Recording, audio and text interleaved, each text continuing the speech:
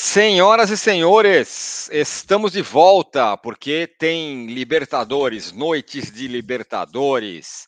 E o São Paulo entra em campo nessa quinta-feira contra o Nacional, lá em Montevidéu. Estreia na segunda fase, nas oitavas de final. Jogo de ida em Montevidéu, jogo casca. Vamos falar muito desse jogo porque tem a escalação, tem várias coisas aí. Coisas fora de campo também, do São Paulo. Quem são os inscritos que vão para a Libertadores? Quem é o jovem da base que não ia viajar, mas viajou e está relacionado? Quem é o cara que poderia estar relacionado, mas saiu porque está machucado? E o Nacional vem como? E o Pablo Maio, o que está acontecendo com ele? Muitas novidades, portanto, por aqui. A gente vem forte, eu e o Arnaldo Ribeiro, e o apoio da KTO.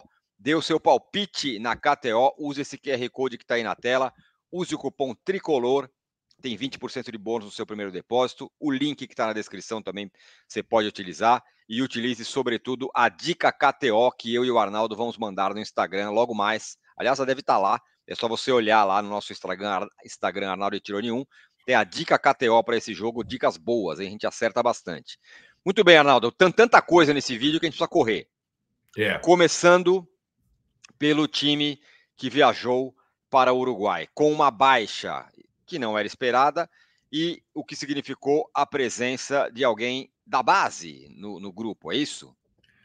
É isso, Tironi. Na verdade, né, o time principal do São Paulo preservado para esse jogo está completo.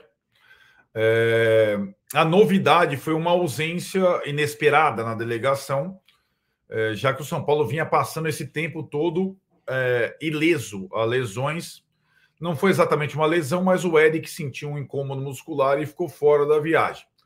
Então ele se junta ali a dois caras que já estão treinando com o grupo, mas ainda não estão liberados para jogar, o Igor Vinícius e o Galopo. Então, Eric, Igor Vinícius, Galopo ficaram em São Paulo. E aí, no lugar deles, né, a vaga ou as vagas foram preenchidas por dois moleques da base. O Rodriguinho e, sobretudo, o William Gomes, que tem mais ou menos as mesmas características do Eric. Está renovando o contrato até 2029. Foi informação do Carlos Belmonte para o UOL, né? Então, o contrato dele com uma multa cara está sendo renovado e, de repente, o William Gomes começa a ter mais oportunidades aí para frente, embora o Eric, eu repita, não seja exatamente uma lesão. Foi um incômodo muscular. De resto, é a tropa de choque. Aquele time que o torcedor do São Paulo já se acostumou com Rafael, Rafinha, Arboleda, Alan Franco, Wellington, Luiz Gustavo Bobadilha, Lucas Luciano Ferreirinha, Caleri. Esse é o time que, em tese, vai começar o mata-mata da Libertadores contra o Nacional em Montevidéu. Todo mundo descansadinho porque não foram utilizados no fim de semana. Então aí devem estar na ponta dos cascos. A opção seria Rato e aí o Lucas pelo meio, que é uma opção que funcionou com o Rato jogando bem ultimamente, que pode até ser utilizada, mas não é certeza. A informação e a possibilidade maior é que seja o time, a tropa de choque que vinha jogando, com o Lucas pelo lado, o Luciano pelo meio, né? É isso. Exatamente. Muito bem, falamos aqui então do William Gomes, que é uma novidade aí, né, entre os inscritos, mas quem mais está inscrito, Arnaldo, para essa fase da Libertadores? As inscrições para essa fase encerram, então, como o São Paulo não contratou ninguém mais, além do Marcos Antônio, ninguém mais pode ir. Quais são as novidades que tem aí entre esses inscritos? Na verdade, os inscritos na Libertadores são 50, né? Então tem um jogador de tudo quanto é tipo. Continua. Sabe quem está inscrito na Libertadores? Nicão. Ah, bom, achei que você ia falar o Rames, que susto. Não, também está. Também tá. Também tá. Tem caras que já não estão. São 50 inscritos, né?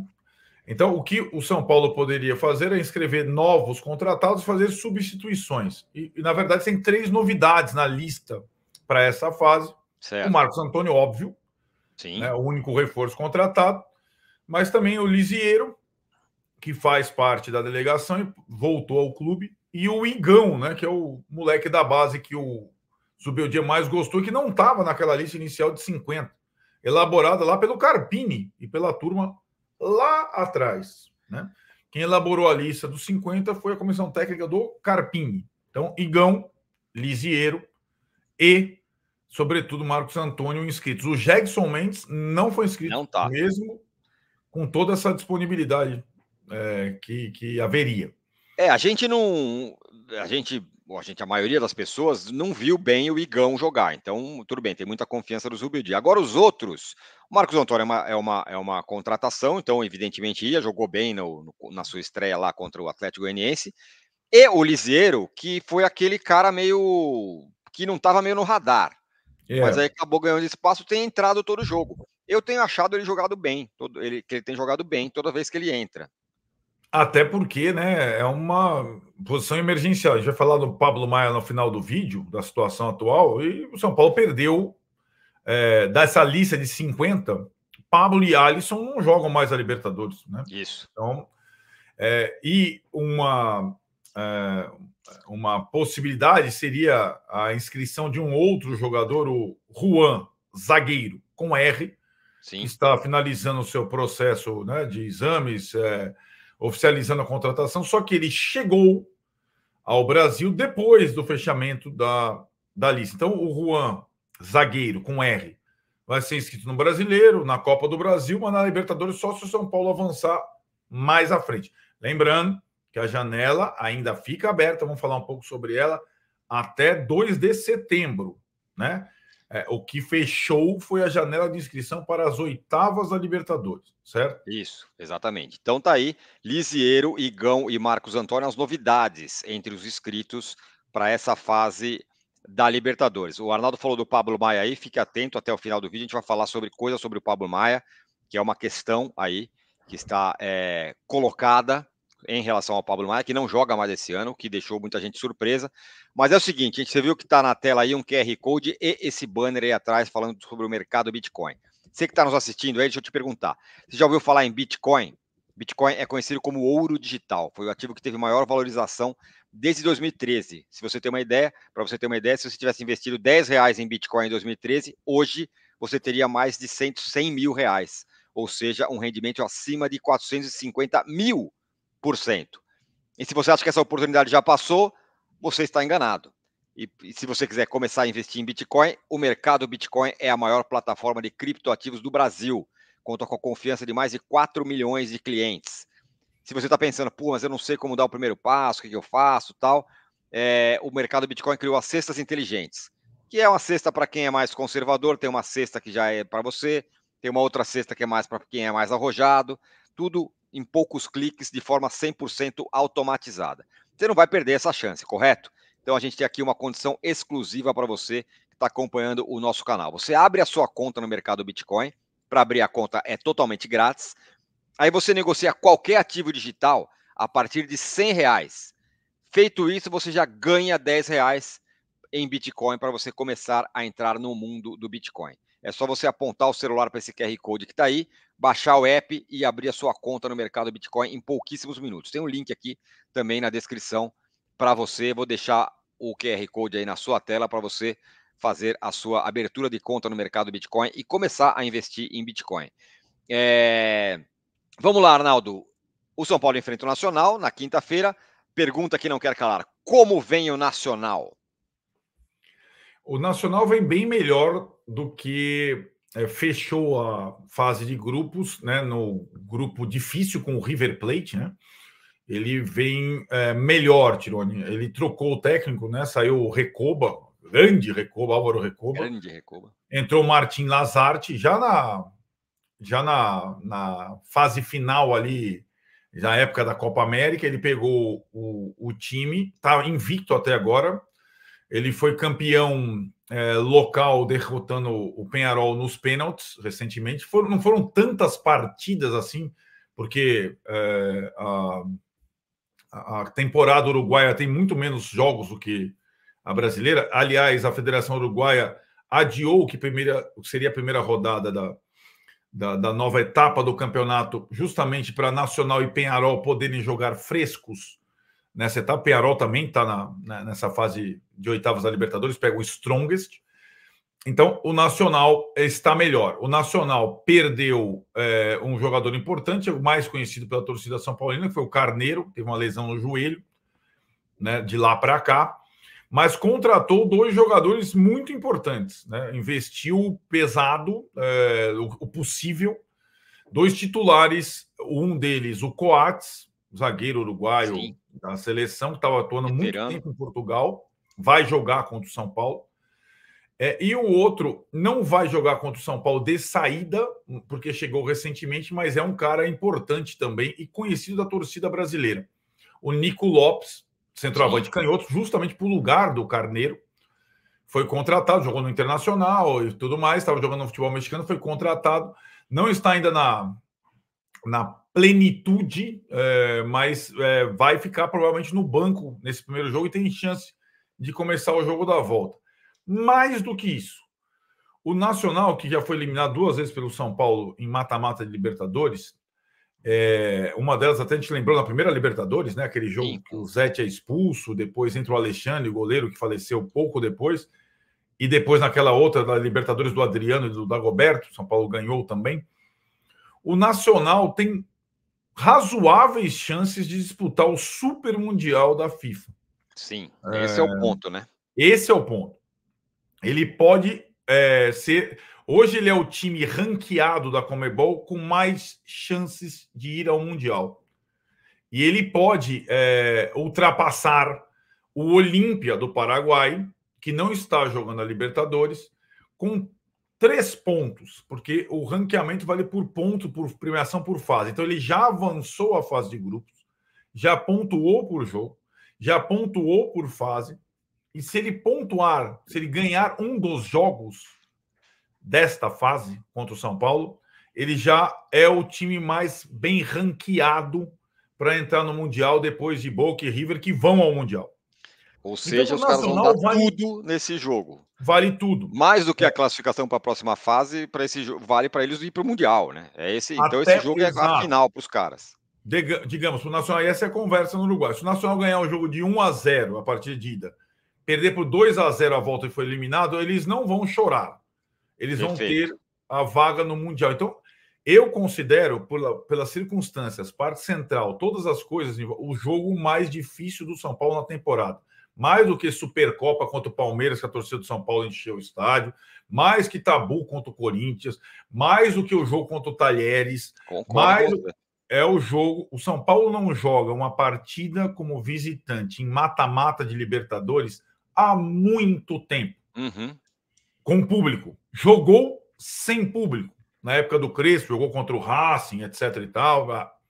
Esse tipo de jogo o São Paulo não joga há muito tempo.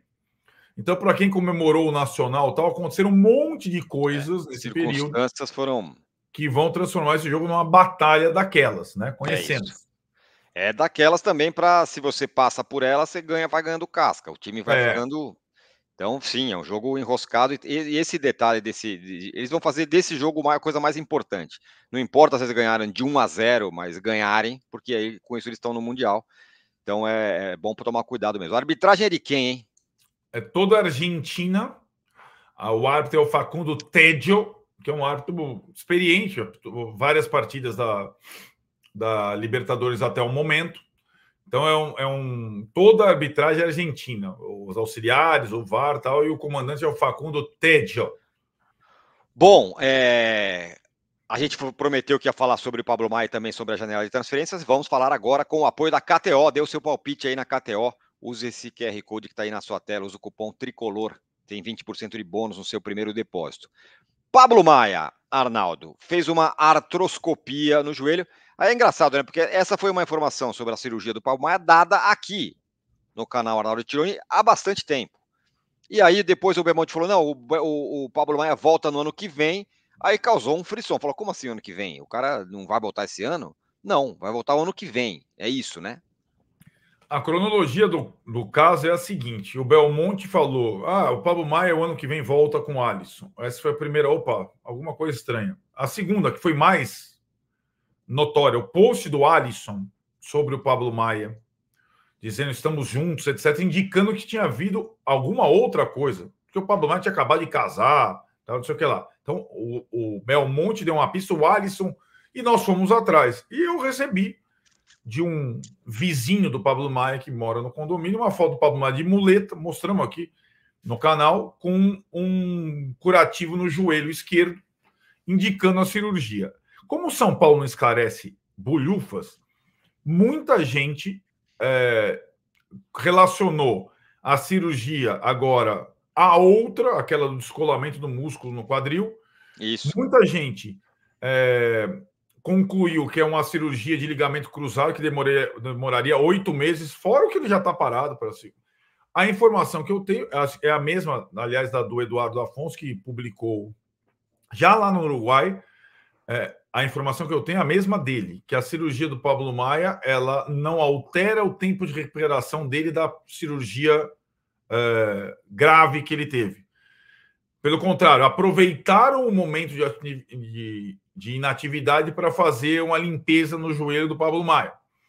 Porém, como não existe nada, nós temos que cavocar, o São Paulo não se pronuncia, as teorias são várias, né? Então, a informação que eu tenho, uma cirurgia não tão complexa no joelho, mas que com todo o quadro raríssimo, né?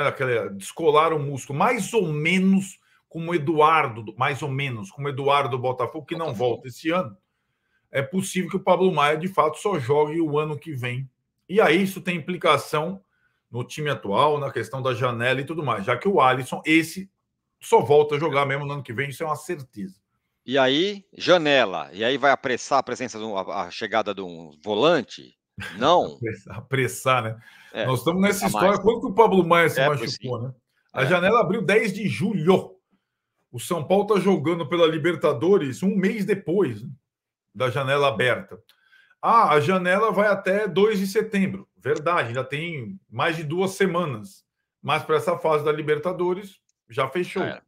E o São Paulo só trouxe o Marcos Antônio. Na entrevista do Belmonte ao UOL, né, ele fala ao André Hernan, PVC e os companheiros todos, ele fala que o volante tentado, procurado, vai continuar sendo o Thiago Mendes. Só que o São Paulo chegou num limite, o Thiago Mendes já está jogando no Catar, num limite para uma aquisição agora. Fez 2 propostas, 2 recusadas. Então, assim, não vai trazer o Thiago Mendes agora, possivelmente, a não ser que mude tudo lá no Catar. Não vai trazer o Paul Fernandes do Boca agora, porque o Boca não quer liberar agora. Então, essa é uma situação em que você não vê muito uma alternativa para essa posição nesse momento. E nessa mesma entrevista, também em relação à janela, o outro problema antigo do São Paulo, a lateral esquerdo.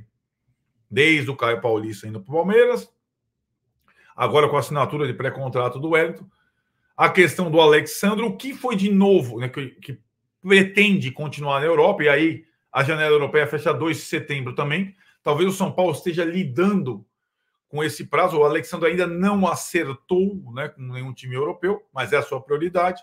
Mas o Belmonte disse que não está esperando o Alexandre apenas, está vendo outras alternativas, que o São Paulo pretende também contratar um lateral esquerdo até o fechamento da janela, até dia 2. Por enquanto, só veio o Marcos Antônio e o Juan, zagueiro, para o lugar do Diego Costa, que vai ser inscrito nos próximos dias no Brasileirão e na Copa do Brasil. Veremos, portanto. Bom, live no canal amanhã, nessa quinta-feira, depois de Nacional e São Paulo. Estaremos aqui, vocês também, certo? Jogo 7 da noite, 19 horas. Lembrando, só transmissão da Paramount, transmissão exclusiva para situar o torcedor de São Paulo. 19 horas nessa quinta, 19 horas na outra no Morumbi, também com transmissão exclusiva da Paramount. Balões subindo, até lá, gente. Valeu!